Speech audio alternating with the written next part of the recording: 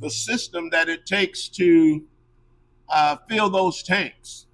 That system, it's called a cascade system, is 25 years old, and the manufacturers won't send us any parts because it's outdated and dilapidated. We have two systems, one main and one backup. They're both in bad repair. So if our firefighters get into a situation and need air, we can't even fill those tanks for them to go inside of a fire. So again, it's critical. The next thing is emergency generators. Emergency generators is because of the weather, crazy weather that we have now, patterns. Our fire trucks cannot get out of our fire stations. This station has a generator, but the rest of our stations don't have an emergency generator. Well, the generator needs to open up the doors. The generator also provides electricity for our ambulance, our defibrillators, our oxygen, and to restore our batteries. So those generators are critical items that we need. And so I will appeal to the city council, even the public, to let them know that we are in critical mode and we need our equipment and we need it now. To send our people, our firefighters, into dangerous situations without air is unthinkable. Thank you, Mayor. Today is another great day. We want to make sure that we always acknowledge God in this movement. And I want to thank our city council members that's here with us today. I want to thank President Dr. Liddell Lewis, Vice President Candace Machat, and Finance Chair Judy Priestley, and also in his absence, First Ward Councilperson Leon Alameen. We've all seen the chicanery that's been going on in the city council meetings, but some of this pre-activity is premeditated by delaying city services. But this is important. It becomes a critical nature when it impairs our ability to be able to engage you with life-saving measurements. And the people and the personnel that you see behind us, as we work to repopulate our police and fire departments, and we've been doing a fantastic job under the leadership of Chief Theron Wiggins and also Chief Terrence Green of Police. But our firefighters have to have the necessary tools. It's one thing not to be able to afford the essential life-saving equipment that we have, but when we have a negligence and a malpractice and malfeasance of some members of council that fails to move the agendas forward, it's a shame. As you see with this unit here, when firefighters go into a structure to rescue someone, they have to have this level of equipment. We have to be able to make sure this equipment is the best equipment that we have to safeguard the firefighters' lives themselves, and also to be able to make sure they can come in and save residents' lives. We have the dollars and cents through the American Rescue Plan dollars. We have monies in other places to be able to afford the best equipment that we can get. But what we don't have is the political will of some council people to move this forward.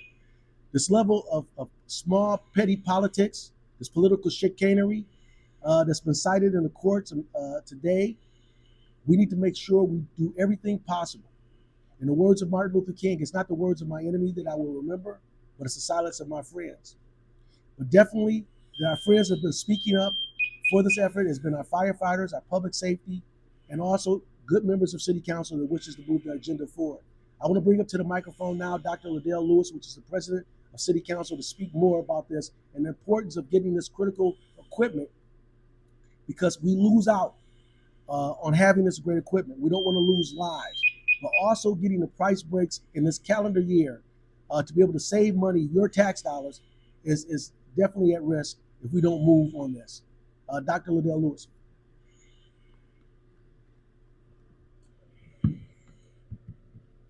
Our public safety heroes can't be heroic without the proper equipment. Our public safety officials cannot keep the public safe without the proper equipment. We need to ensure that our heroes are in position to save lives. When they receive the critical call, they jump straight into action. We need to make sure that they are accommodated and have the appropriate gear needed to jump into action. I would like to commend every single firefighter, including Chief Theron Wiggins for his leadership for answering the call of duty. Now we are asking for our colleagues to continue to answer the call of duty. We have been without a meeting for, I'll say a functioning meeting for like 2 months, since October. Councilman Murphy passed away in September. And so we know that one thing that Councilman Murphy stood on was moving the business of the city of Flint forward. He stood on making sure that the city got what it needed in order to function the way that it needed to function. Today is no different. The leadership of this body will continue to push for everything that is needed to conduct good business. We want to make sure that we provide a level of safety for every single resident, as well as the people that are chosen, have taken an oath to keep our residents safe. So underneath this leadership, we will continue to support all things good. We will continue to support our fire department. Just as we push for new beds, the chief answered. We push for remodeling of the stations. The chief is answering. We made sure that we set aside a specific amount of dollars to reach its target, and the target is our firefighters. And so we shouldn't send anyone into work unprepared. We don't send our children to school without pencil or paper. So therefore, we should not send our public safety heroes of the city of Flint into harm's way without the proper equipment. Thank you, Mayor. We want to make sure that you guys understand the critical nature of what we're dealing with. As every great American citizen has said, Democrat, Republican, white or black, rich or poor, we're to protect our democracy, our cities, and our communities from domestic, foreign, and internal terroristic tactics. And that's what we're witnessing now inside the city of Flint. So critical needs. We're going to purchase this equipment, but definitely we need the support of those individuals that's standing on the sideline, that wishes to disrupt the movement of government. And in some cases, they're being honored. And it's insultive to every citizen of this community, the way that they've been practicing and doing the business, or not, the lack thereof doing business. Protecting our community, foreign and domestic. And we're doing that as great American citizens here, and this is where we're uniting. I want to bring up briefly our fleet operator and our manager, Mrs. Blair, to talk about all the great things that we've done with our firefighting apparatuses, but also the critical needs of the department to get the equipment that we need now currently.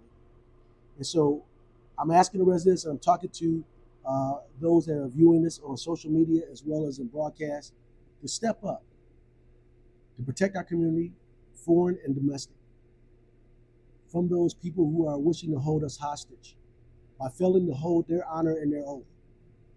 This is unprecedented in any community in the state of Michigan. So I will bring up Mrs. Blair to talk about the financial needs that she has in the fleet department. Thank you, Mayor. Thank you all. For all of you who know anything about fleet, vehicles come and they go. They depreciate, they have accidents, just any occurrences that happen. Well, just because those vehicles depreciate or have an accident or anything else, they also have to be replaced. Typically, I can have about a 30-day window to make these purchases. Well, when I have delay after delay after delay, those purchases have to be on hold. Well, we're making purchases with third-party vendors. How long are they supposed to wait?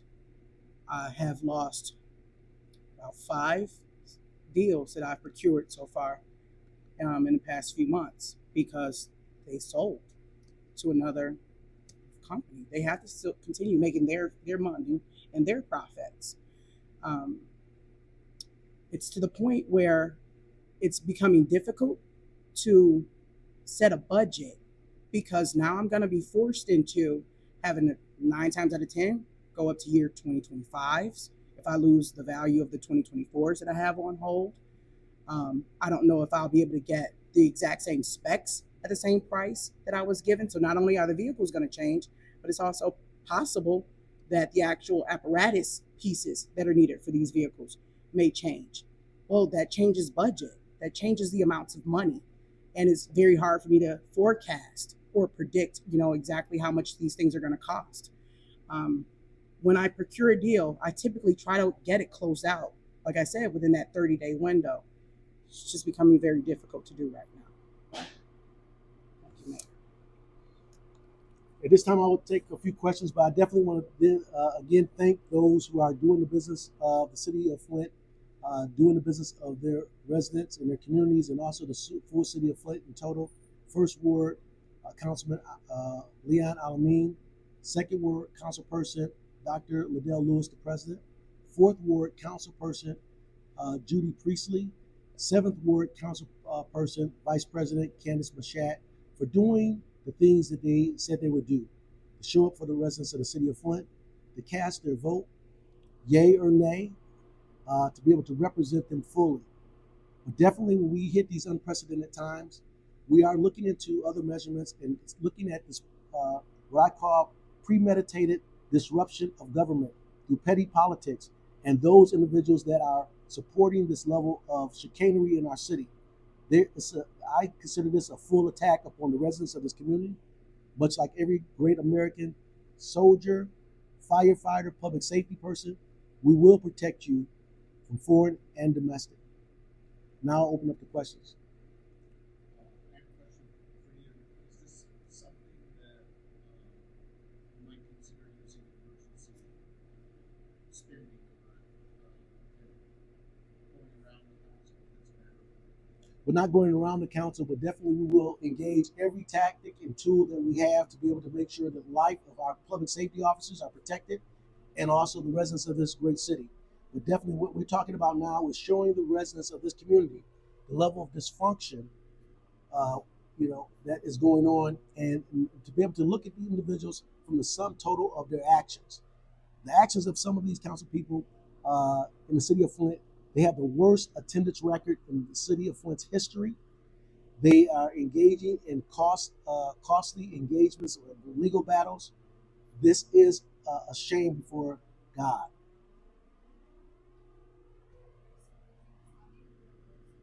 I'm sorry, I didn't hear you. In some cases, we are in risk of losing some funding, but I'm working with these good council people that some are behind me to try to safeguard these dollars so we can put them into action for residents of this great city.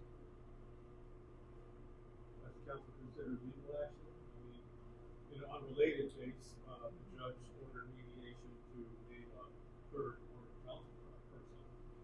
So could they do something here in this case? I'll let Councilwoman Vice President Candace Mashat answer that. So I stand here before you as not just the Vice President of the Flint City Council, but know that anytime it has anything to do with the Flint Fire Department, it is personal for me. It is not political, and there's no grandstanding, there's nothing there. My family was personally affected by a fire in which we lost family members, and the Flint Fire Department went in and grabbed those family members, even though there was really nothing they could do. People, men and women, went in to risk their lives to ensure that we had bodies to lay to rest. And so when we talk about the fire department and what's happening here and the critical needs that they have, it is very personal for me. And so what I will promise on today is that we will set a meeting to try and get this funding taken care of. And if we cannot do it, then I believe that it is the mayor's responsibility as the mayor of the city of Flint to, one, ensure the safety of residents, and two, to ensure the safety of those who have to go into those dangerous situations. And so it is his responsibility to do what he has to do to make sure that we are able to secure the funding needed, or to get the funding needed to secure the vehicles and the equipment that we need for the fire department. It would be grossly irresponsible on his end to allow the council's impasse to affect the lives of those who are risking their lives to save the lives of others. Thank you. I received my mandate. But definitely we're going to continue. We can have one-on-ones, but definitely take a look at this equipment.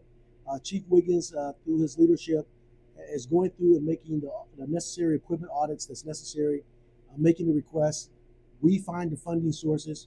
Then we use through the full measurement of government, putting it through our city council for their approval in this case, and then we can move forward But definitely, I want the full measurement of government to work for the residents of this great city. People should be aware of what's going on and the chicanery that is happening in many cases.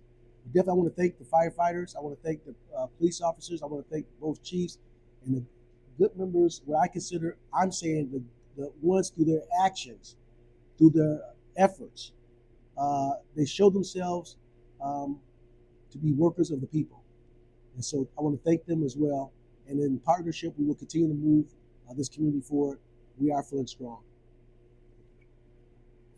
Did you want to say something?